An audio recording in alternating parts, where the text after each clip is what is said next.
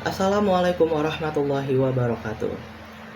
Halo semua, selamat pagi, selamat siang, atau selamat malam dimanapun kalian menonton video ini.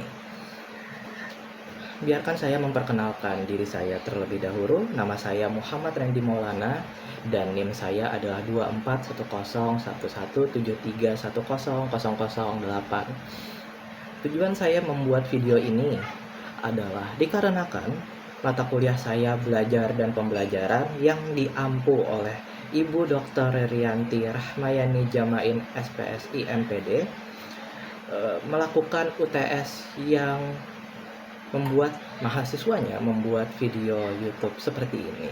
Jadi silahkan dinikmati. Dan di dalam video ini saya akan membahas mengenai tantangan dari teori belajar kognitif serta pemecahan solusinya bagaimana.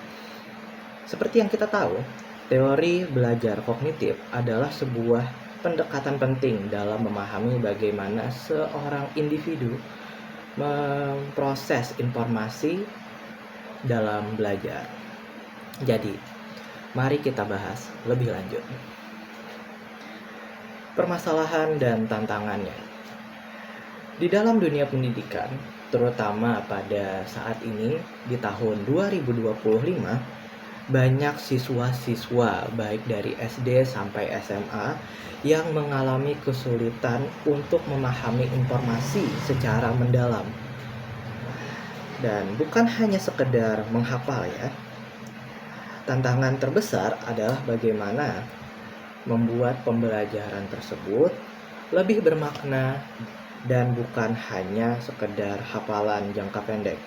Jadi, kita harus membuat sebuah pembelajaran yang dimana semua siswanya bisa memahami dan kritis dalam proses berpikirnya. Dan bukan sekedar kita menyuruh mereka untuk menghafal lalu dilupakan. Teorinya, oke.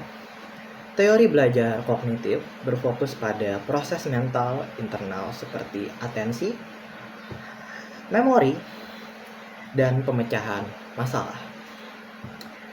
Teori ini berbeda dengan pendekatan behavioristik yang lebih menekankan pada stimulus dan respon.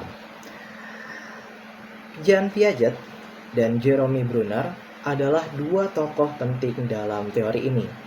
Piaget menekankan bahwa anak-anak belajar melalui tahapan perkembangan kognitif, sementara Bruner mengenalkan konsep scaffolding atau pemberian bantuan belajar yang disesuaikan untuk setiap siswanya.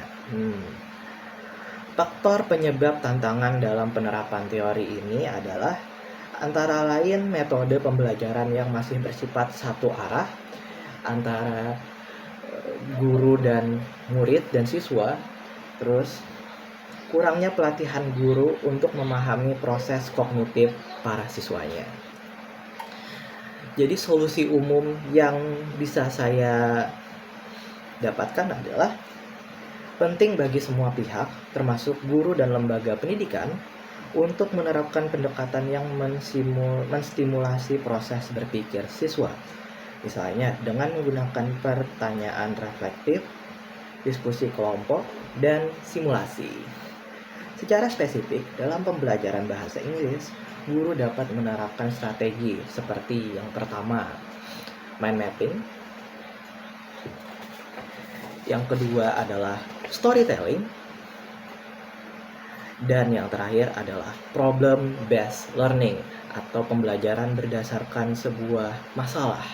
Jadi para siswanya mesti mencari tahu dan membuat masalah tersebut teratasi dengan cara mereka sendiri. Dan cara-cara tadi adalah cara membantu siswa menghubungkan kosakata dan struktur bahasa dengan pengalaman dan pengetahuan mereka sebelumnya. Dan demikian pemaparan singkat saya tentang teori belajar kognitif. Saya berharap teori ini akan dapat diterapkan di kelas-kelas di Indonesia agar proses belajar menjadi lebih efektif dan bermakna.